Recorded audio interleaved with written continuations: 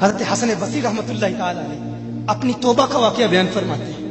وہ فرماتے ہیں کہ میں امیر کبیر شخص تھا، بہت امیر تھا، اور بصرہ کی گلیوں میں غریبوں کی خدمت کیا کرتا تھا۔ اچانک میں نے ایک حسین عورت کو دیکھ لیا اور میں اسے دیکھتا ہی رہ گیا۔ اس عورت نے مجھے کہا اما تشتہی، تجھے شرم نہیں آتی؟ میں نے کہا ممن، کس سے شرماؤں؟ اس نے کہا وہ جو آنکھوں کی خیانت کو دیکھتا ہے اور دلوں کے پوشیدہ رازوں کو جانتا ہے، تجھے شرم نہیں آتی؟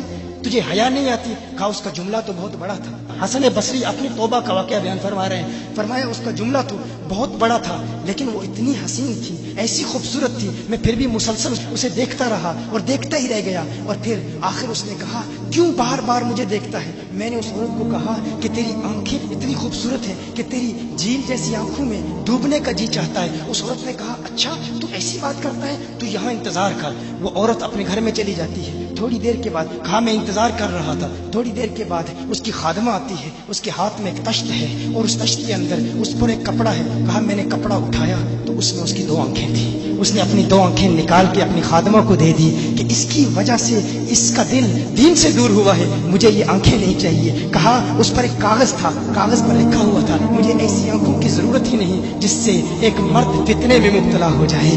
میری بہنیں جو اس گفتگو کو سن رہی ہیں، ان کی بارگاہ میں بھی عرض ہے، وہ بہنیں جو گھنٹوں آئینے کے سامنے کھڑی رہتی ہیں فقط اس نیت سے کہ اپنے بالوں کو یوں سنواریں کہ مردوں کو فتنوں میں مبتلا کریں، یا کسی دکان میں جا کر کپڑے خریدتے وقت ان کے ذہن میں فقط یہی خیال ہوتا ہے ایسے کپڑوں کا انتخاب کریں گی کہ جن سے مردوں کو فتنے میں مبتلا کریں گے۔ یہ بھی امت کی بیٹی ہے جس کی ایک دا سے ایک شخص ولی کامل بن گیا، حسن بصری بن گیا۔ حسن بصری فرماتے ہیں جب اس کی آنکھیں دیکھی میں تحکم کھو بیٹھا، میں زار و قطار رو رہا تھا، روتے ہوئے میں گھر چلا گیا، پوری رات میں روتا رہا، پوری رات توبہ کرتا رہا، استغفار کرتا رہا۔ حسن بصری فرماتے ہیں فجر کی اذان سنی، اچانک خیال آیا اس عورت کا شکریہ تو ادا کروں کہ جس نے اپنی آنکھیں میرے لیے، میرے دین کے لیے، میرے ایمان کے لیے اور توبہ پر استقامت کی خاطر قربان کر دی۔ کہا میں اس کے گھر گیا، جو ہی اس کے گھر پہنچا تو ادھر اس کا جنازہ نکل رہا تھا، اس کی موت واقع ہو چکی تھی۔ کہا میں رات گھر آیا، میں رات سو گیا، میری آنکھ بند ہوئی، میں نے اس عورت کو خواب میں دیکھا، میں نے کہا کوئی نصیحت کر۔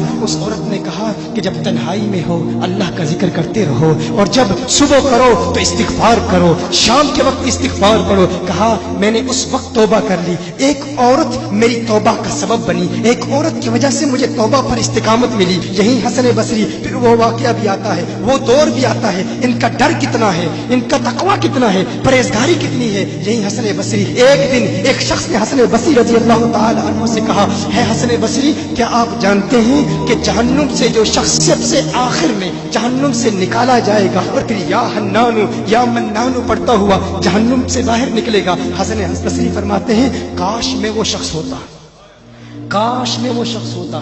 کہا گیا کہ جو جہنم سے سب سے آخر میں نکلے گا، 1000 سال جہنم میں رہے گا، یا حنانو یا منانو بڑھتا ہوا جہنم سے باہر نکلے گا۔ کہا کاش میں شخص ہوتا۔ انہوں نے کہا حضرت آپ کیا فرما رہے ہیں کہ آپ جہنم میں جانا چاہتے ہیں؟ آپ تو بزرگ ہیں، اللہ کے ولی ہیں۔ کہا تم میری بات نہیں سمجھے، وہ جو جہنم سے نکالا جائے گا کم از کم نکلنے کی ضمانت تو ہے، اس سے یہ تو پتا چل رہا ہے کہ ایمان پر موت واقع ہوگی، مجھے اپنے ایمان کی ضمانت نہیں ہے۔ میں نے اس لیے کہا کہ اگر مجھے یہ ضمانت بھی مل جائے کہ میں وہ ہوں تو وہ بھی مجھے قبول ہے، کم از کم ایمان تو سلامت لے کے جاؤں۔ میں کہتا ہوں اللہ فرماتا ہے خوف نہیں ہے، ڈر نہیں ہے، پھر فرماتا ہے یہ ڈرتے بھی ہیں، یہ ڈرتے بھی ہیں، لیکن ان کے ڈر اور ہمارے ڈر میں فرق کیا ہے؟